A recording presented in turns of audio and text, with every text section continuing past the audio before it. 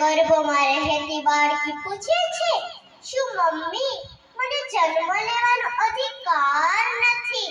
આપ સૌ હેવાનિયા લગી પહોંચેલા. મને શું ઓળખવાના હતા?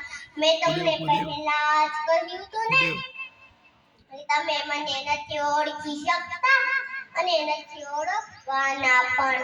હા, તમે સારા સારા શબ્દ વાપરીને મને ઉચ્ચ આસને તો બેસાડી છે. વાહ, કેવા સુંદર શબ્દ છે! વાહ, કેવા મોહક શબ્દ છે! નારી તું નારાયણ! વાહ વાહ! અરે ઈ બધું જ ક્યાં, એક સ્ત્રીને સળગાવે, રીબાવે અને મારી પણ નાખે. શું કહ્યું? તમારે પુરાવા જોઈએ છે?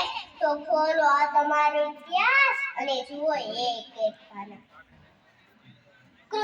અરે હું સ્ત્રી વિશે કહું તેટલું તો ઘણું છે.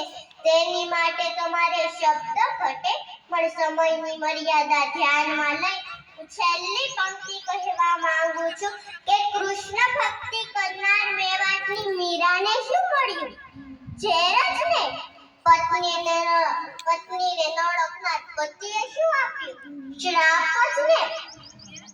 ધર્મ